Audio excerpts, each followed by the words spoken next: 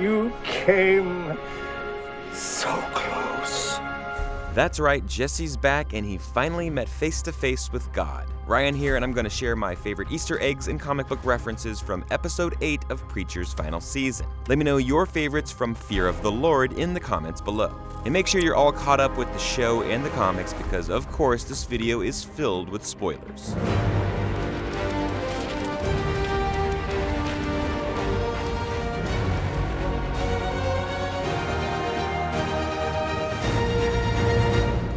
Let's start with the CHUNT brothers. We called this last episode when we saw three shadowy figures approach the mauled hair Starr in the middle of the desert.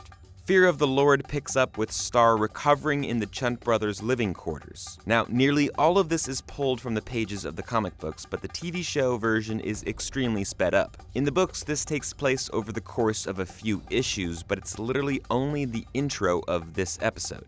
The CHUNT brothers cut off Starr's lower leg and they make it for dinner. By the way, it's the same leg in the comics, although in the TV show, Starr unknowingly eats his own leg. Another fun Easter egg, this Cheese Monthly magazine, which we see on screen really briefly. It's a fun book gag as well. Apparently, it was owned by a prior captive.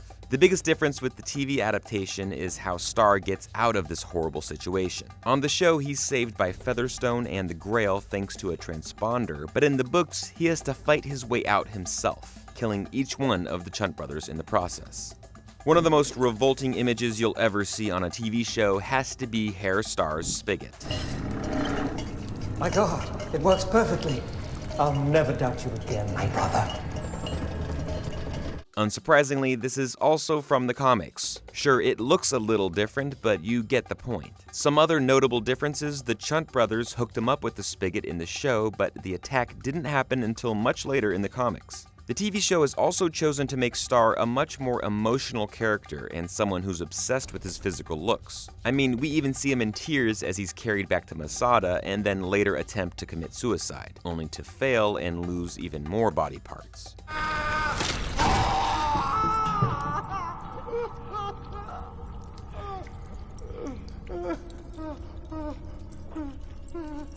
Now, the absolute biggest comic book reference in this episode was Jesse's long-awaited meeting with God. After Jesse's resurrection, God shows up to the desert all Breaking Bad style, and the two finally meet face to face. Their conversation isn't exactly what happens in the books, but what is similar, God ripping out Jesse's eye with his teeth.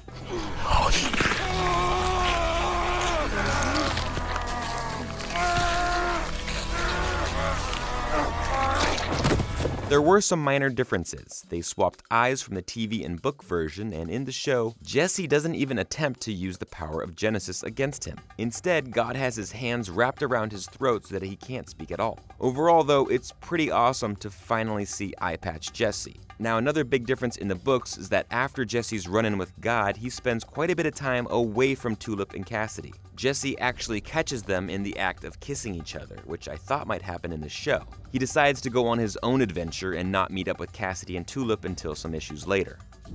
Finally, one of my favorite Easter eggs was a very quick one. We see Eugene still in prison after shooting Jesse in the back. After another inmate is stabbed to death, Eugene picks up the man's guitar. It's a significant nod to Arseface finding music in the books.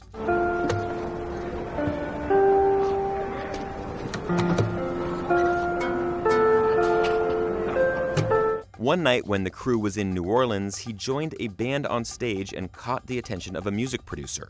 Arseface would become a rock and roll superstar, selling records at an alarming rate and becoming a household name. But it didn't end well. Teenagers around the country celebrated Arsemania by attempting to commit suicide with shotguns to the face. Ultimately, Arseface's producer ditched him with all of his money, and everything he owned was repossessed to cover the unlawful death suits that poured in. We obviously don't have the time to see all of that in the show, but this was a nice nod to his quick music career from the books. My guess is that by series' end, we do get to see Eugene perform on stage.